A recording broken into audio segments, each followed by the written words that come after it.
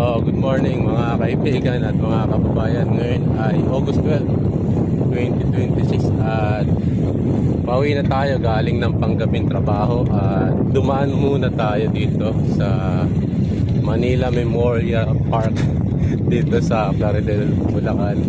Ito yung typical na dinadaanan ko kapag pauwi na ako galing sa panggabing trabaho. So maganda naman ang panahon ngayon at medyo cloudy pero nagpaparamdam si Haring Araw na sisikat siya.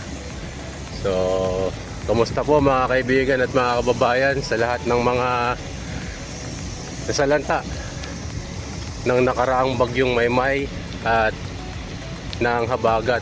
Napakarami po mga lugar sa ating bansa, lalo na dito sa amin sa Central Luzon, sa Bulacan, ang binaha. Marami nakaalala tuloy doon sa flood control project na ninakaw lamang ang pondo ng mga politikong korap. So sa lahat po ng mga kababayan natin na lumubog sa baha, ay ano pat makakaahon din po tayo mga kaibigan at mga kababayan. Kapit lang po tayo at kailanman di tayo pababayaan ng Panginoon Diyos. Ang oras ay alas 6 ng umaga dito sa Manila Memorial Park. So ito po ang ating sitwasyon. So maganda. Ayan, maaring araw, sumisikat. So ayan. So sa nagdaang mga araw ay hinagupit po tayo ng napakalakas na bagyo na sinabayan pa ng Habagat, na ito po talaga yung nagpabaha, nagpalubog lalong lalo na sa lahat ng mga mabababang lugar, partikular na po dito sa Central Luzon at Northern Luzon.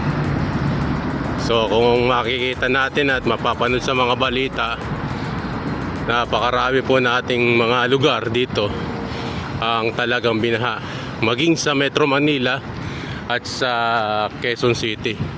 Hindi po pinatawad ng ganitong mga kalamidad.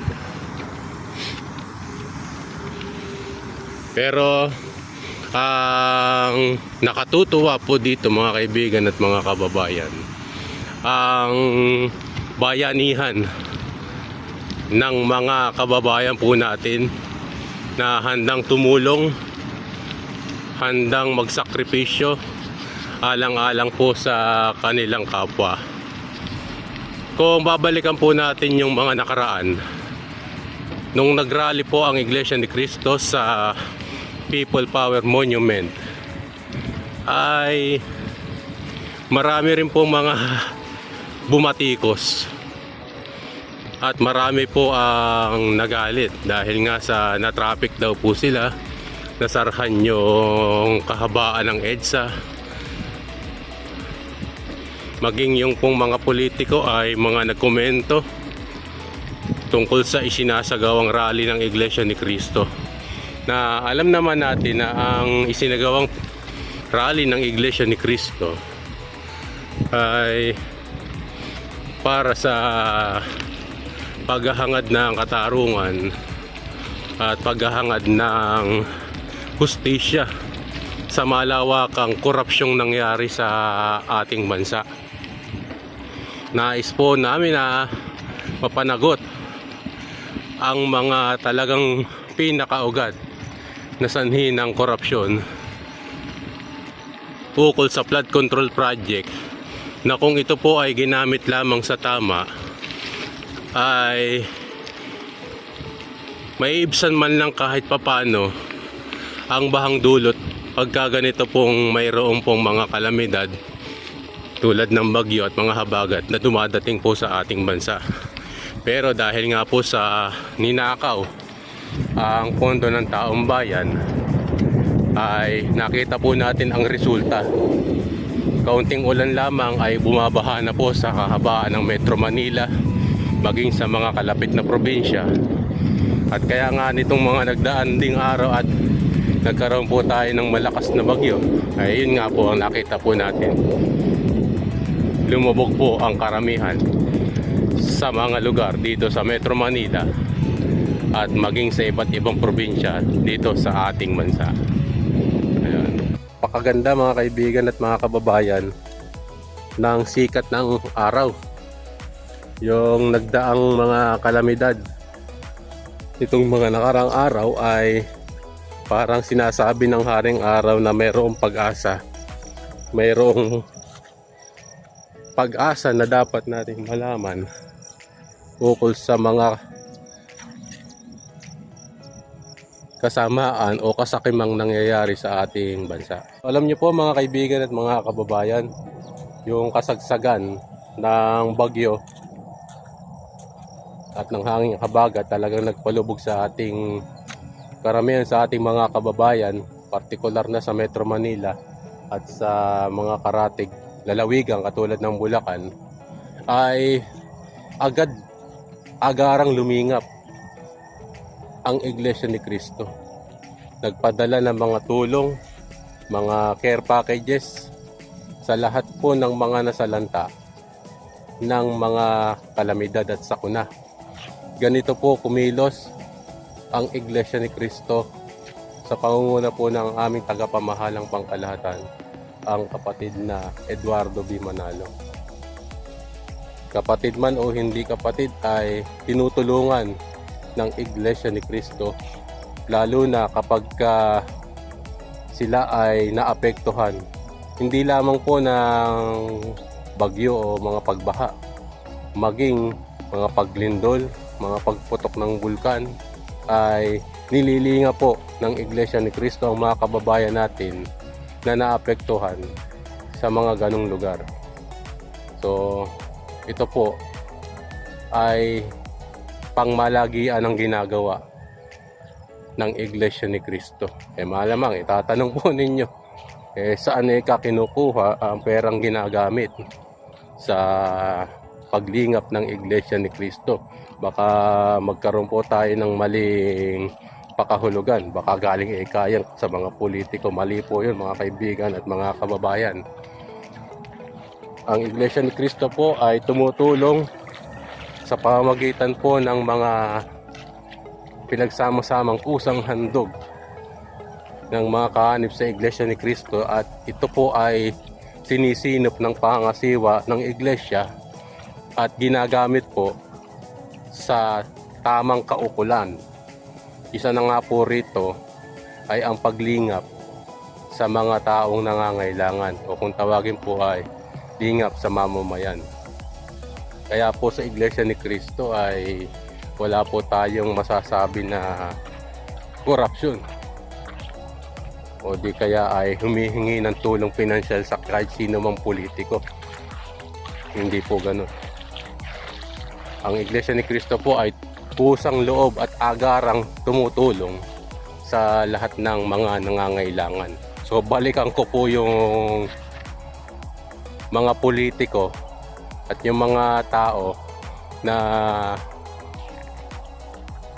nagrereklamo noong panahon na ang Iglesia ni Cristo ay nagsagawa ng rally sa People Power Monument, na ang sabi nila ay abala raw sa trapiko, binarahan ng karsada, tapos ay kung ano-ano pang mga paninira ang sinasabi. So nasa na po sila ngayon, maging yung mga politiko na nagsasabi ng masama tungkol sa Iglesia ni Cristo. Noon po bang kasagsagan ng bagyo, kasagsagan ng baha, nasan kayo? Tumulong po ba kayo sa inyong mga constituent o sa mga mamamayan natin? Parang wala akong nakikita eh. Pero pag napapanood ko yung balita, mas mahalaga pa ata yung impeachment eh. Bakit? Nandoon yung mga kongresista na nanonood sa impeachment trial, samantalang yung mga kababayan po natin ay lubog sa baha. Saan ka nakakita po nito mga kaibigan at mga kababayan? Ang nais ng ating mga kababayan, agarang tulong, agarang pagsuporta sa panahon ng kalamidad. Pero ang nakikita po natin sa ating mga politiko at karamihan naman po na nanduron sa impeachment trial ay sigurado namang nakatanggap ng pera galing sa nakaw na yaman. So ano pa ang mangyayari sa ating bansa? Diba mga kaibigan, mga kababayan? Mas priority pa nila ang impeachment trial sa halip na ang pagtuunan po nila ng pansin, lalo na sa panahon ngayon, ay ang pagtulong sa ating mga kababayan. Ganyan po yung ating mga kongresista, mga senador, na ang inauna po nila ay puro politika. Hindi nila naisip na kaya sila nilagay dyan sa kanilang pesto ay para pagsilbihan ang taong bayan, lalo na kapag ganitong dumadaan ang ating bansa sa mga kalamidad tulad ng mga hindi inaasahang mga pangyayari tulad ng pagbabagyo, baha, lindol, pagputok ng bulkan at kung ano-ano pang mga sakuna. Pero nasaan sila? Wala silang agarang tulong na ipinadala sa ating mga mamamayang Pilipino. So nakakahiya po kayo mga kaibigan at mga kababayan. So tapos sisiraan nyo ang Iglesia ni Cristo. Bagamat ang Iglesia po ni Cristo ay hindi naman po nagsasabi na o nagyayabang sa kanila pong ginagawa. Ang Iglesia ni Cristo ay tahimik na kumikilos.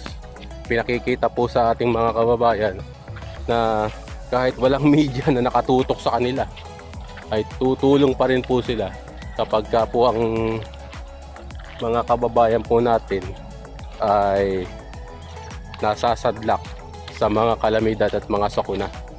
Kaya nakaka-proud po bilang kaanib sa Iglesia ni Cristo ang ginagawa ng pamamahala ng Iglesia ni Cristo na paglingap sa ating mga mamamayang Pilipino sa panahon ng sakuna. Meron pa akong isang ipo-point mga kaibigan at mga kababayan. Yung tinatawag po ni Dr.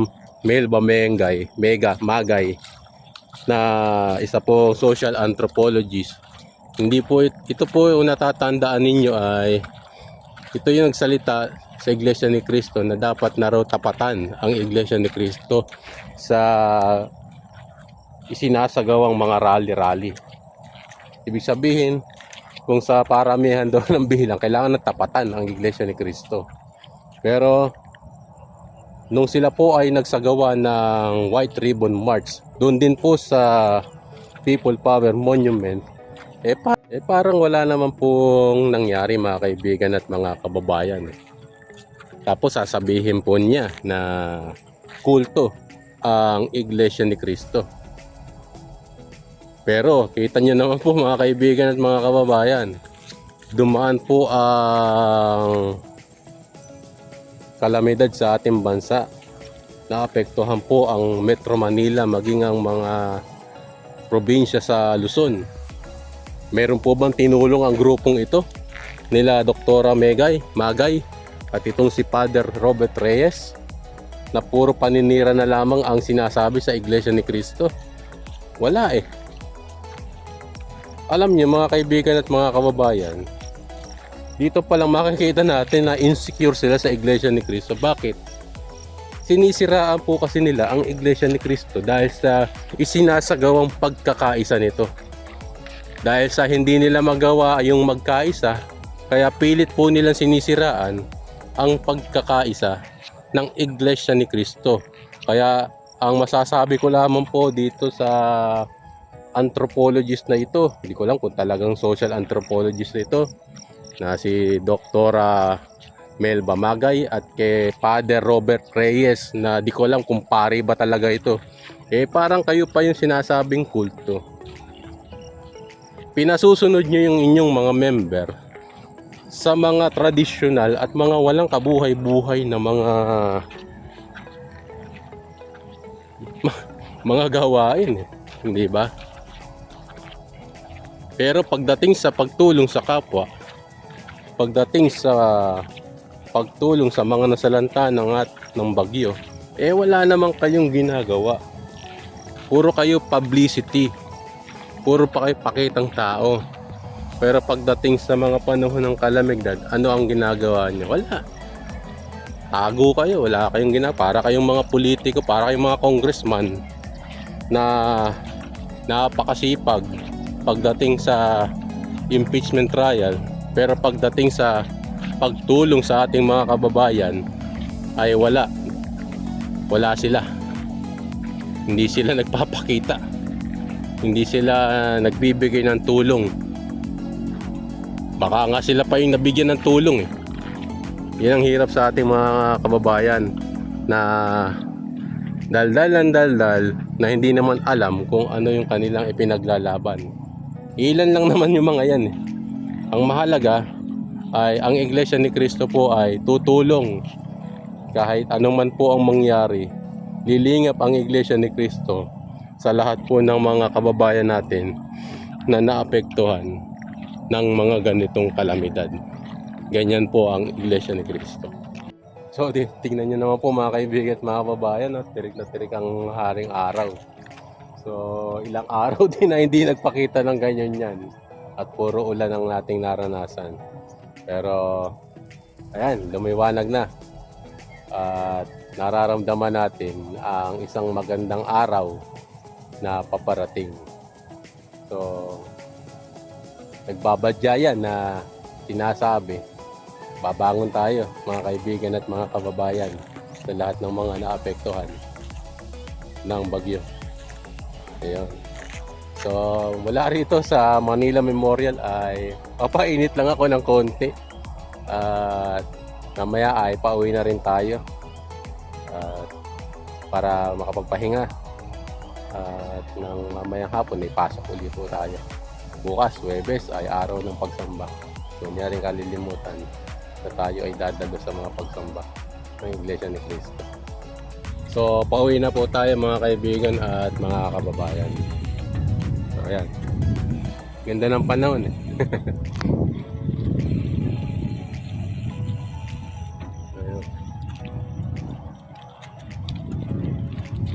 So, inuulit ko mga kaibigan at mga kababayan. Ingat po tayo palagi. Kahit tayo ay dumadaan sa mga pagsubok, ay huwag tayong mawawalan ng pag-asa.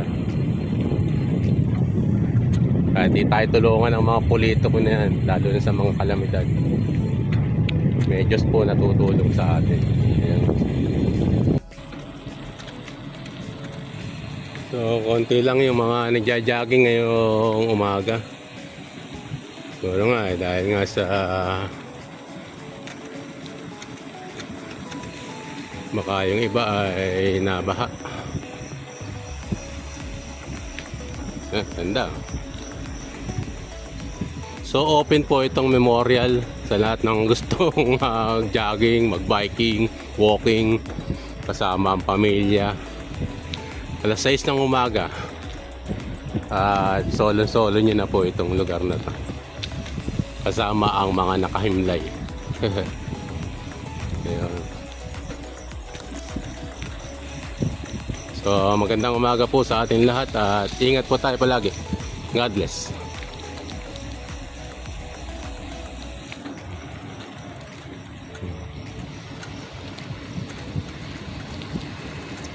Eko.